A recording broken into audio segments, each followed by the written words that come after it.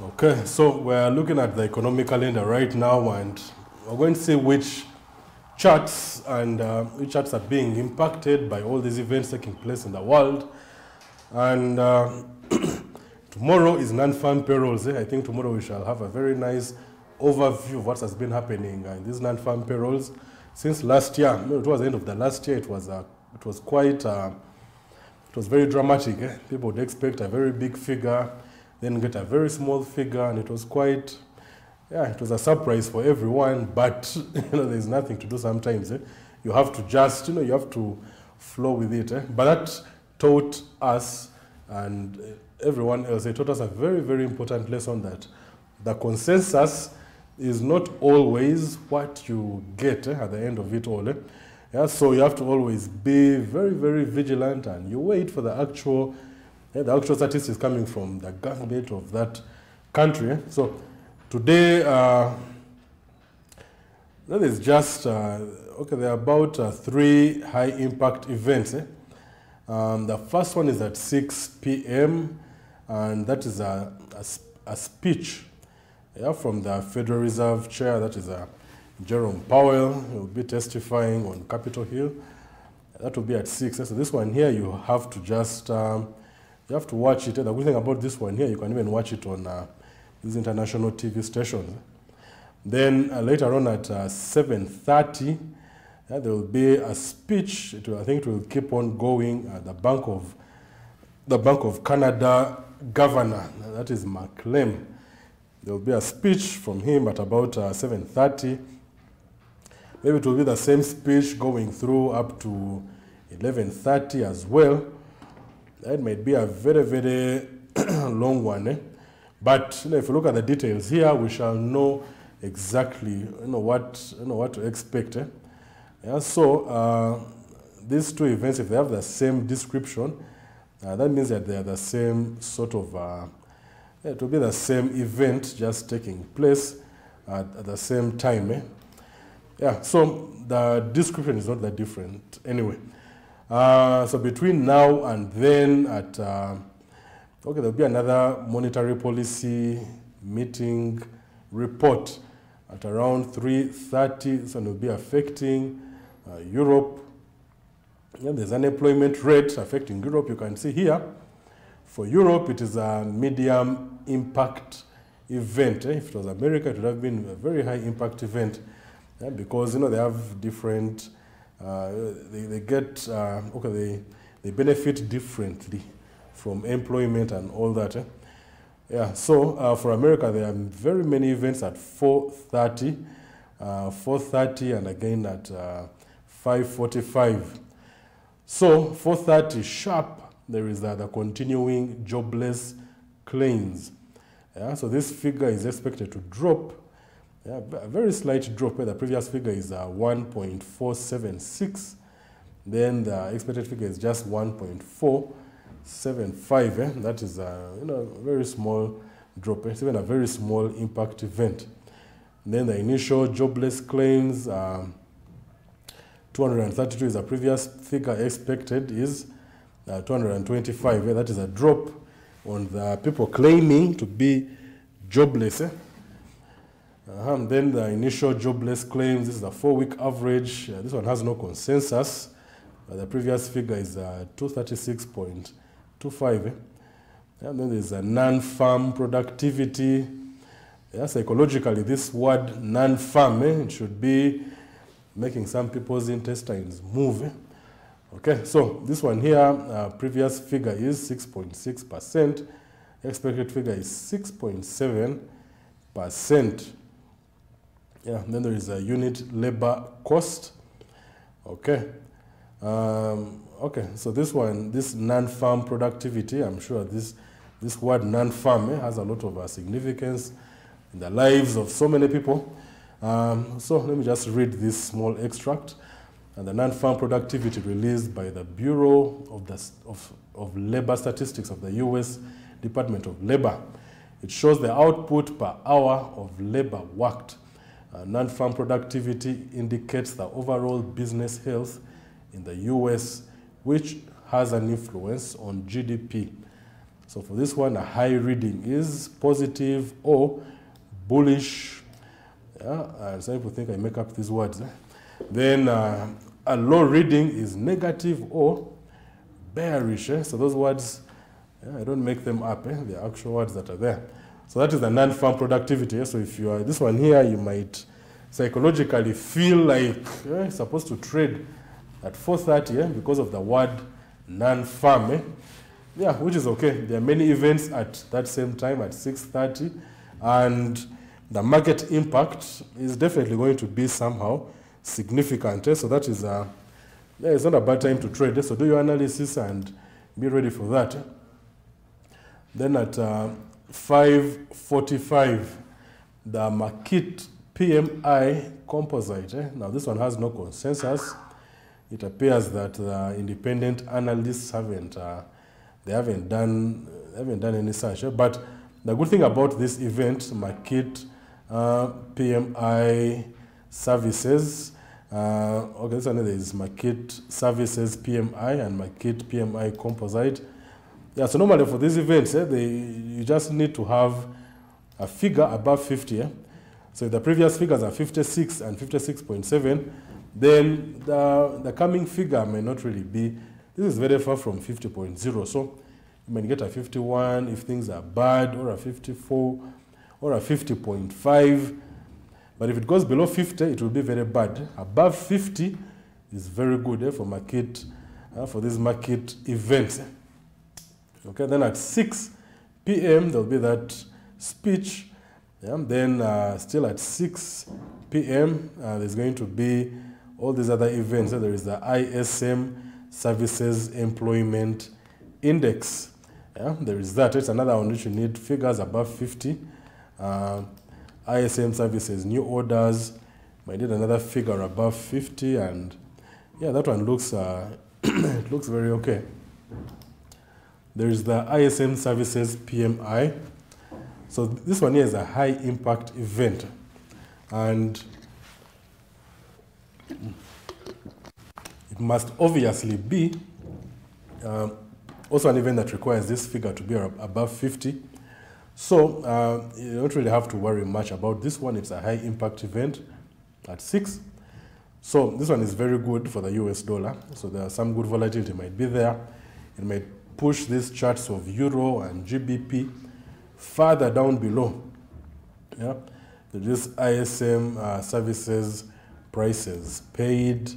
Okay, the description isn't loading, but that's okay. So yeah, so you have all these events that are coming out at 6 p.m. affecting the US dollar. It will be a nice time to trade. Yeah, if your psychological impact from the non-farm word for this non-farm productivity, if it's not really, if you have a good impact during these hours of 4:30 and 5:45, then 6 p.m. will be another nice time to trade. Then the Bank of Canada governor will also speak. Yeah, this will be also 2 nice concentrated hours for you to look at the charts that have the Canadian dollar within their pairs. So those ones you have to keep an eye on them in the night, in the evening, through the night. It will be good to follow the market impact when the charts start moving upwards or downwards in a big time frame, not in a 1-minute chart.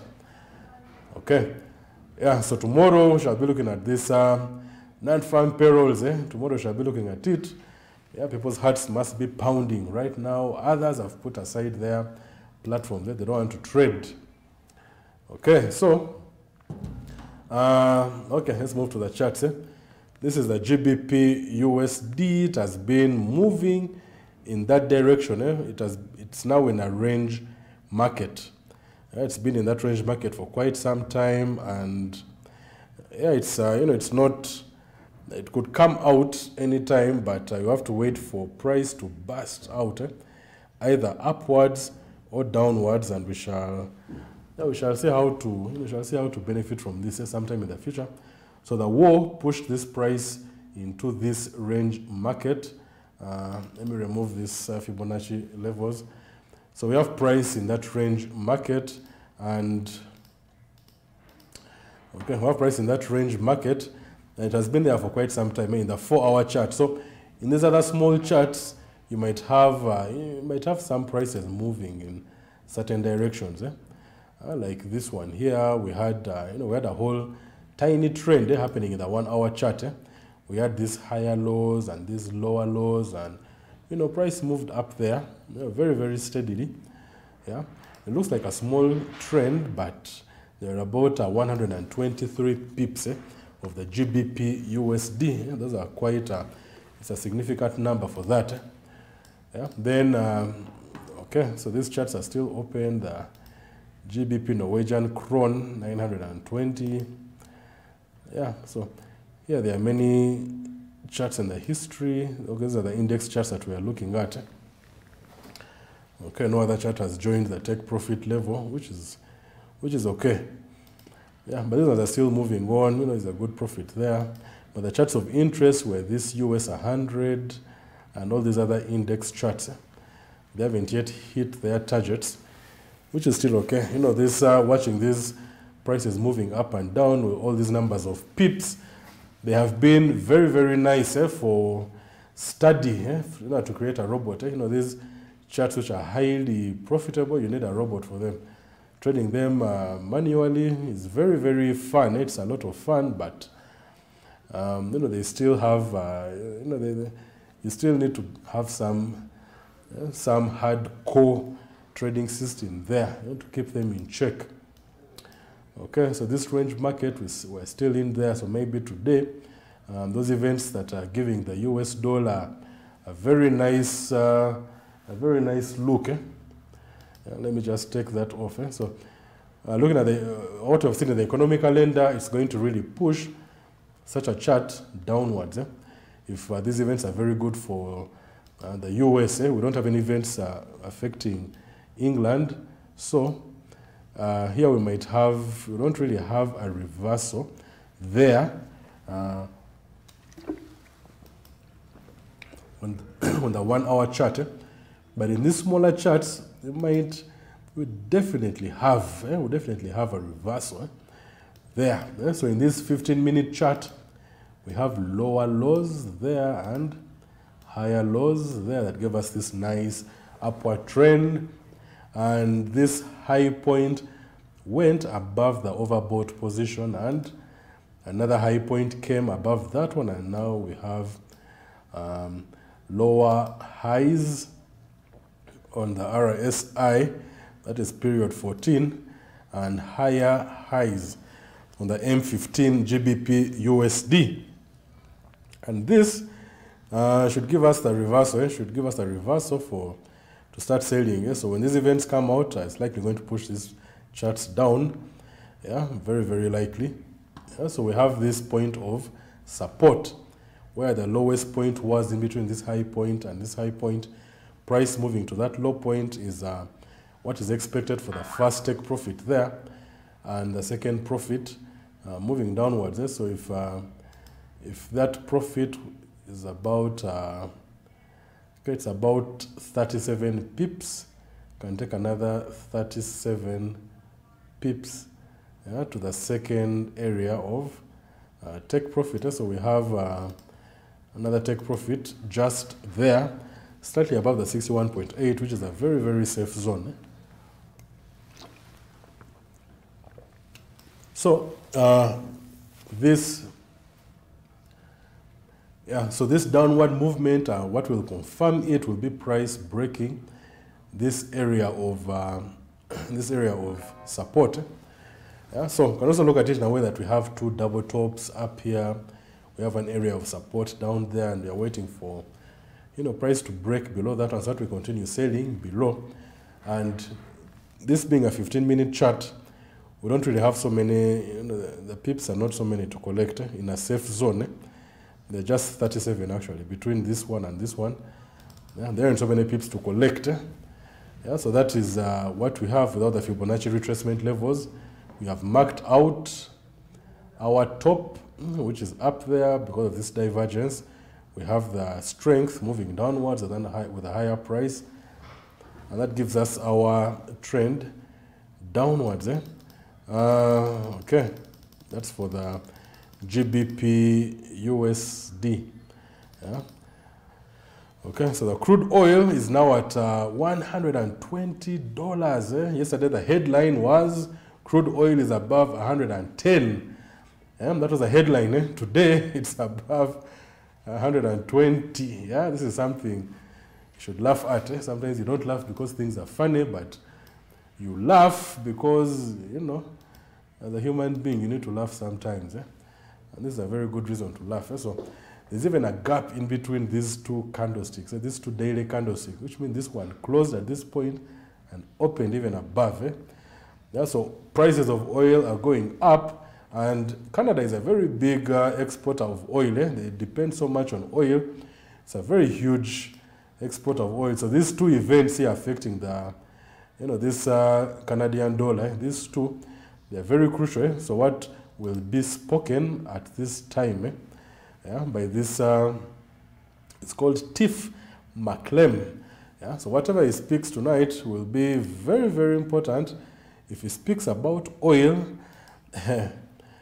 we shall have some good, you know, the Canadian dollar will be moving quite well. If you look at charts like the GBP Canada, I think it's an exotic pair. GBP Canada, yeah, that's what it looks like. Yeah, it is really going down. It shows you how strong Canada is becoming against Britain. The strength in the price of its currency. Yeah, so we have that downward movement. We have these two double tops, in the 4-hour chart. Very nice double tops. Then we have the point of support there. And you can draw your very big support area, a very big gap.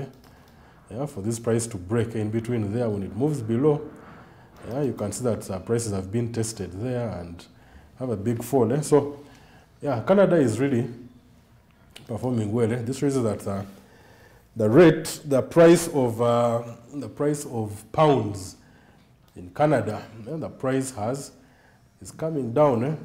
It's coming down, and all this has come with the war. Even before the war, you know, things were moving down, but because of the war of Ukraine, it is steadily pushing further. So that is something interesting that you need to know. The euro US dollar on a weekly chart.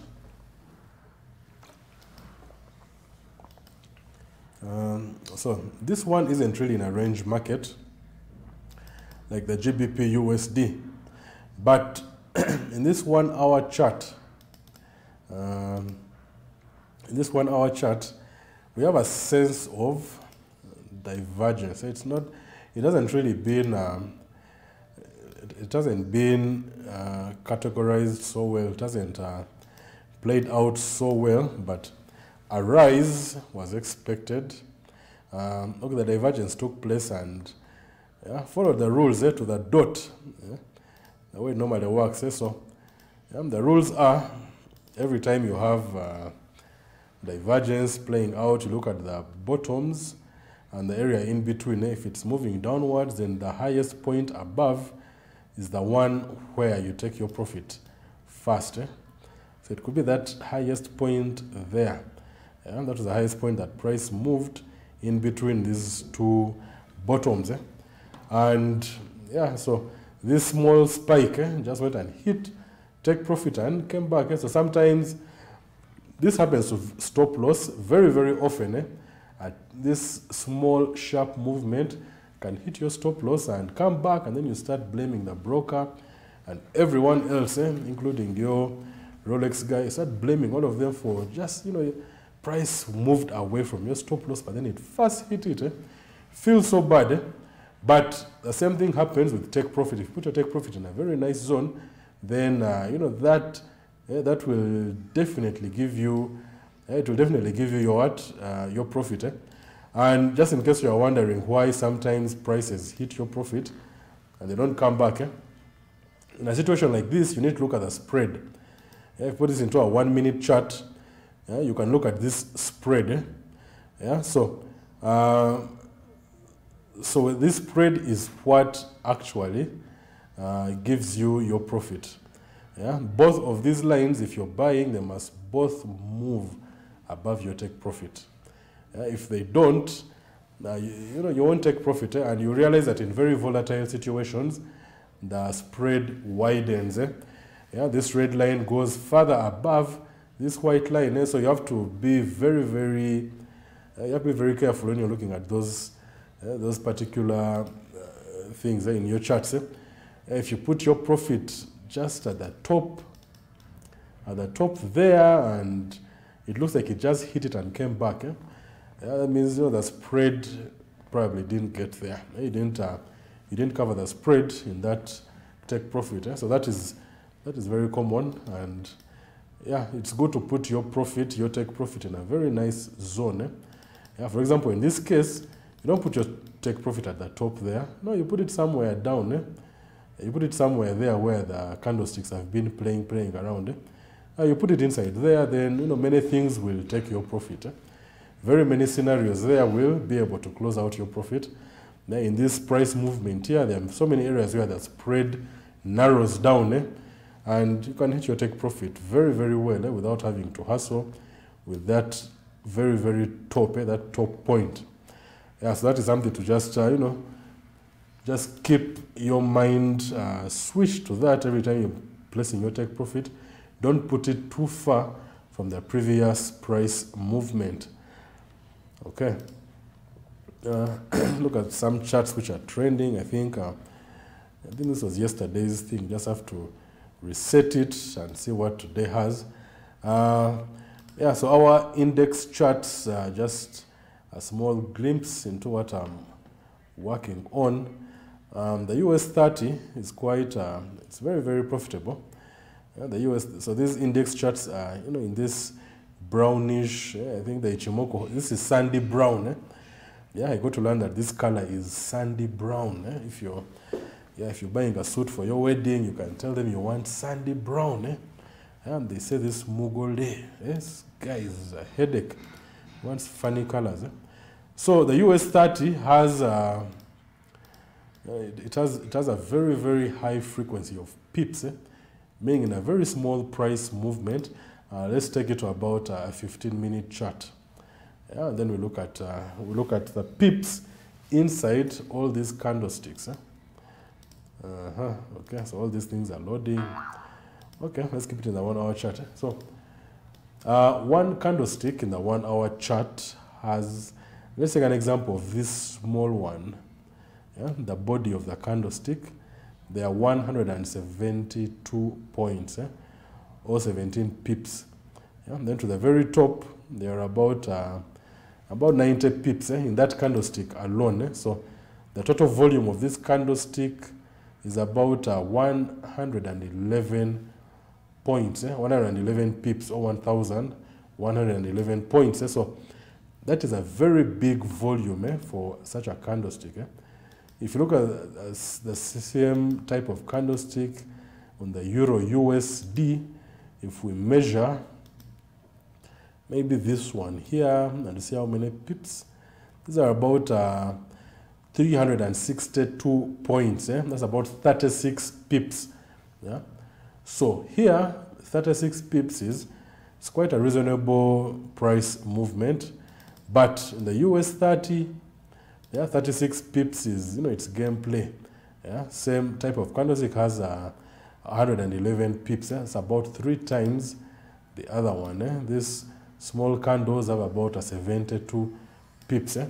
So why I'm showing this to you is that sometimes you don't have to wait too long to make a profit in these markets.